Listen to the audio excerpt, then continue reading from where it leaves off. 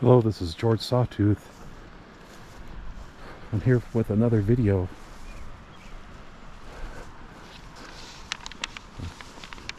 You see Mount Meeker up there? That's Mount Meeker. This is the old St. Malo camp, summer camp for boys. It was established in 1915 by Father Robert Bossetti, and they have this little St. Malo church too. There's the Twin Sisters. I'm on the backside of the Twin Sisters. It's a really beautiful area. But I want to tell the story of Bobby Bizup, B-I-Z-U-P. He disappeared August 15, 1958. Bobby was partially deaf, used a hearing aid, also had a hard time speaking because he was deaf. His dad was Joseph Bizup. His mom was Constance.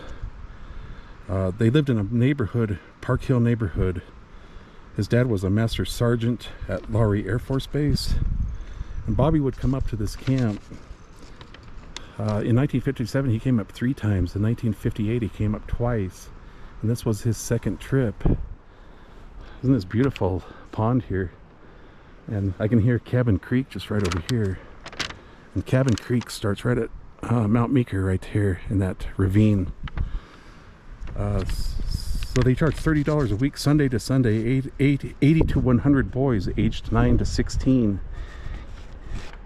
For 6 weeks from late June to early August, Reverend Richard Heister succeeded Joseph Bossetti as the camp director.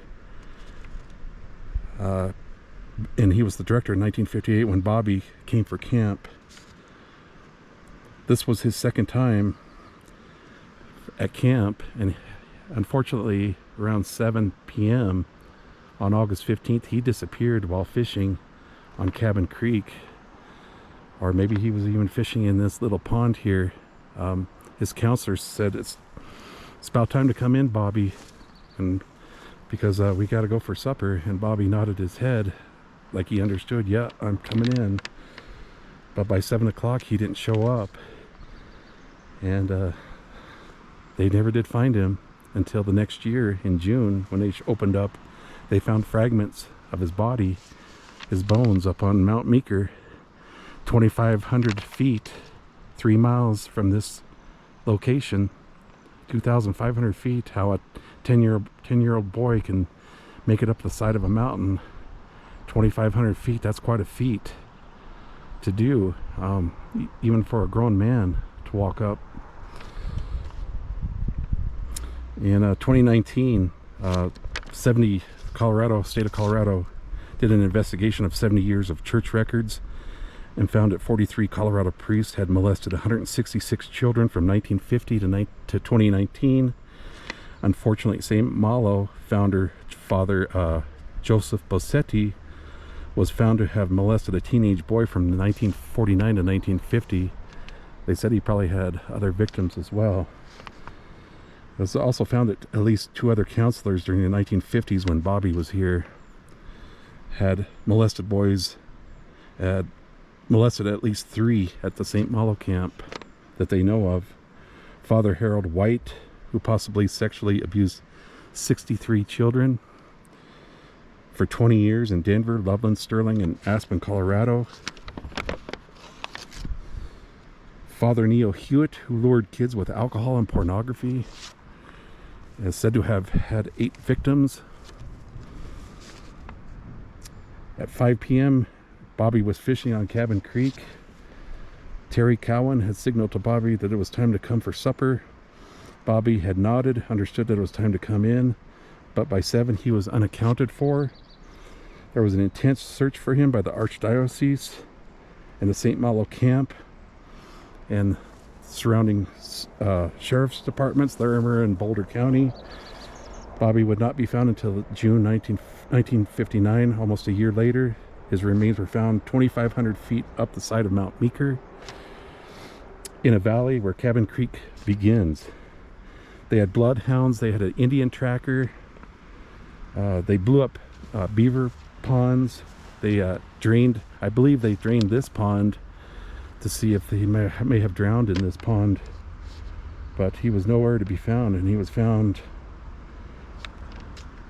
almost a year the next June 1959, and just parts of his body. So you know, some animals had something to do with scattering some of his bones. Interesting thing, Reverend Heister, his nephew, young Richard Heister, was 11 at the time, was the nephew of the then director Reverend Heister, had seen Bobby a few hours before he vanished, and Bobby was very upset. He ran out of the building. He even pushed Richard Heister, 11, he pushed him out of the way and yelling unintelligible things due to his deafness.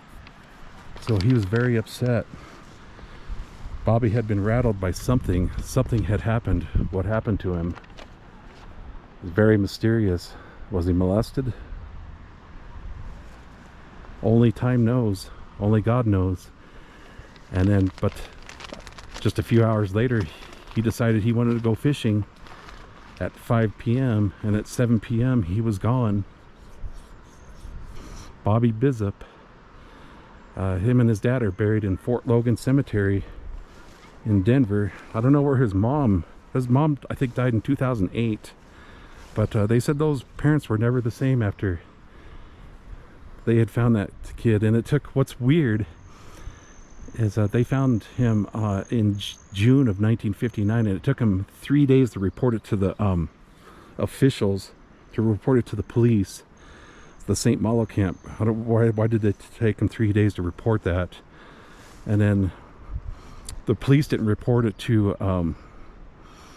the national news because the parents were out. Their parents were out, I think, in Michigan. They were, or Chicago or somewhere like that. They were visiting family members, so they didn't want to report it out until they had told the parents. So, but why did it take St. Malo camp three days to report it to the authorities that they found his body? They found his body in his hearing aid and in the batteries to his hearing aid.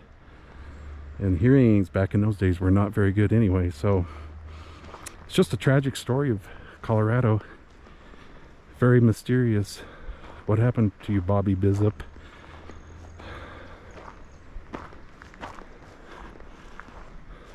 Although it's a very beautiful area. There's St. Malo Church. St. Malo on the Rock.